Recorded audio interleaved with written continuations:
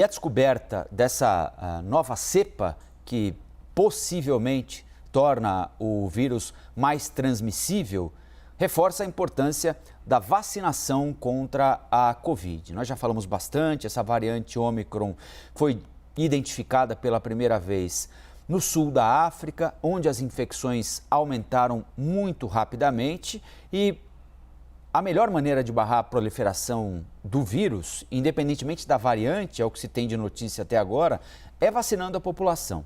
Sendo assim, com toda a nossa gente vacinada, os especialistas alertam mais uma vez que é preciso vacinar todo mundo, em todos os países, e oferecer imunizantes aos países mais pobres do mundo, principalmente os africanos, onde a vacinação é irrisória na comparação com outros países do mundo. De acordo com a OMS, a Ômicron representa um risco alto de surtos que podem ter consequências graves em alguns lugares. Aqui no Brasil, 2 casos suspeitos estão sendo investigados, um em São Paulo, outro em Minas Gerais.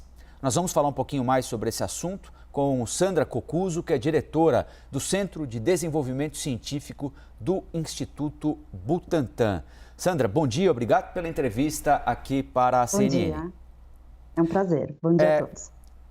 Pelo que nós temos de informação até agora, e é pouca coisa, infelizmente, né?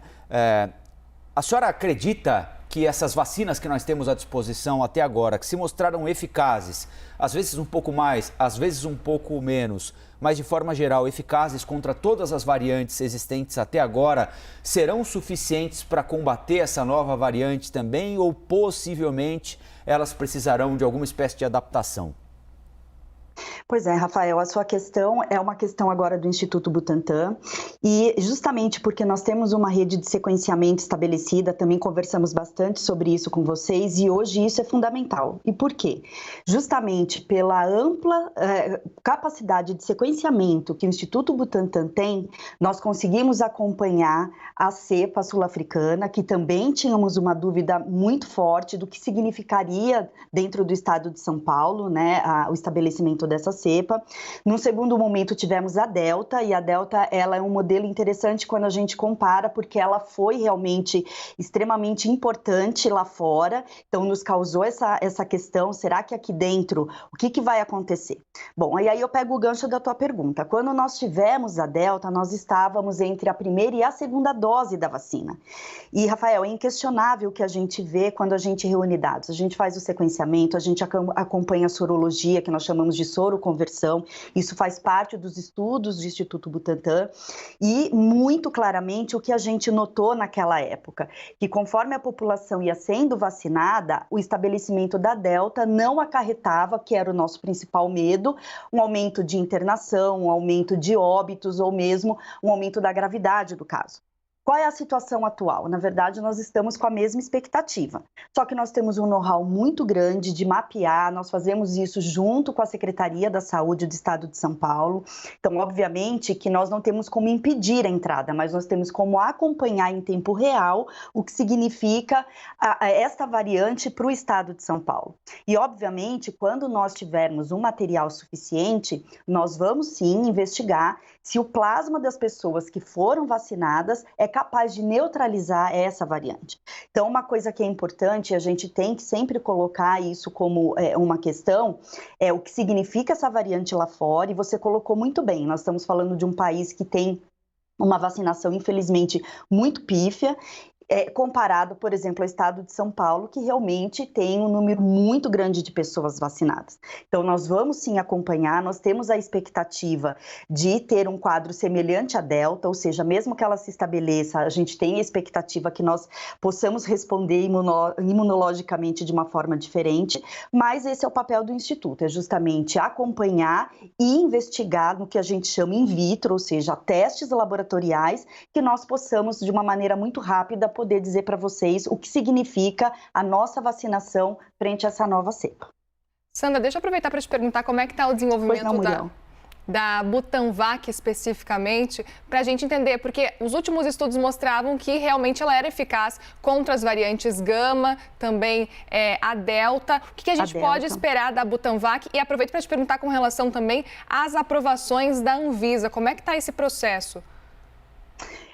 Muriel, o que acontece? Nós estamos aí em franco desenvolvimento, nossas amostras já têm o direcionamento para os laboratórios, que são os laboratórios certificados para os testes críticos que a Anvisa considera fundamentais para a liberação da vacina.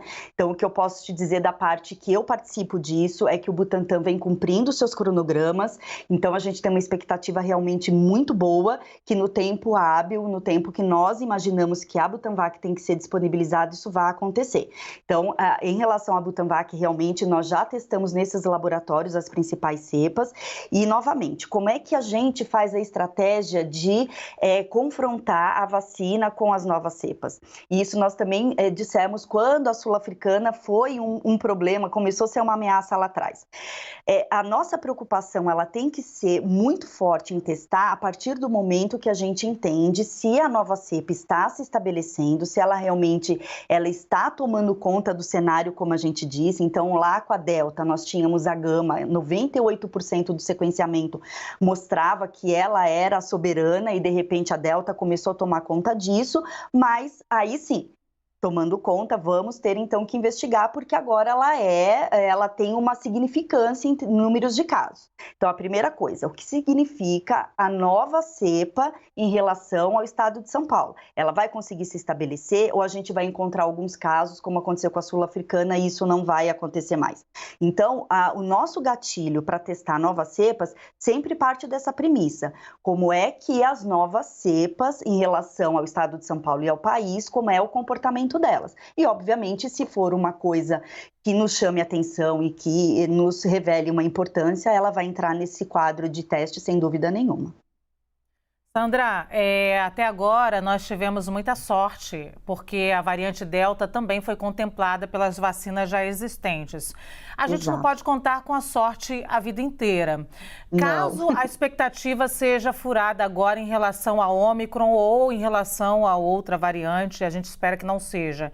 Quanto tempo para adaptar as vacinas já existentes? Quanto tempo a gente vai ter que ficar nesse limbo? Pois é, Luciana, essa pergunta é importante, ela é o tempo todo pautada pelos ensaios clínicos, que é uma área dentro do Instituto Butantan, que justamente tem essa responsabilidade de, junto com o grupo que desenvolve a Butanvac, avaliar de que forma essa cepa pode ser contemplada, porque sempre quando a gente adquire uma nova cepa, essa cepa ela tem que ser testada. Então, não temos como fugir desse período de testagem. O que eu posso te dizer é que a pandemia nos impôs outro ritmo. Jamais nós faríamos testes como era feito antes da pandemia. Hoje nós temos uma condição diária, uma condição de laboratórios associados que nos permite celeridade nesse tipo de questão. Mas, inegavelmente, sempre quando nós tivermos que repensar a formulação da vacina, Luciana, isso tem que ser testado, isso tem que ser apresentado para a Anvisa, esse é o rito, mas nós temos hoje uma capacidade muito grande de fazer isso de uma maneira numa rapidez completamente diferente, né? Então, isso eu posso te dizer que nós estaríamos prontos para o mais breve possível poder repensar essa reformulação, se for o caso. Sandra, tem a quantidade de dias que demorariam, por exemplo, porque a Pfizer disse ontem que demorou em torno de 100 dias para adaptar as vacinas para Delta e para Gama, o que nem precisou usar no fim das contas, e está prevendo em torno aí de 100 dias para adaptar, caso seja necessário, para a Ômicron. Quanto tempo o Butantan demoraria para adaptar nesse caso? Os protocolos, Muriel, eles são muito parecidos, porque esses testes que te mostram se a vacina é eficaz ou não, na verdade, eles são os mesmos, que é o que a gente fala do ensaio biológico. Então, você tem que incubar, né, o soro ou plasma do vacinado com essas cepas de formas, né, variadas, diferentes, enfim, aquilo que cabe ao protocolo. E essas incubações, elas não são de curto prazo. Você, às vezes, entra em teste que leva mais de 3 semanas. Então, de um modo geral, eu diria para você que é de uma maneira muito similar ao que as outras empresas estão colocando, porque os testes são exatamente os mesmos. Então, você tem estratégias vacinais distintas, né? Então, o que é, assim como foi para a Coronavac, como está sendo para a Butanvac, como as demais, mas os testes que mostram a eficiência dessas diferentes vacinas é exatamente o mesmo. Então, eu diria para você que nós estaremos num cenário muito similar. Sandra Cocuzo, diretora do Centro de Desenvolvimento Científico do Instituto Butantan. Muito obrigado pela entrevista, Sandra, e bom dia para você, bom trabalho. Eu que agradeço, um bom trabalho para todos vocês.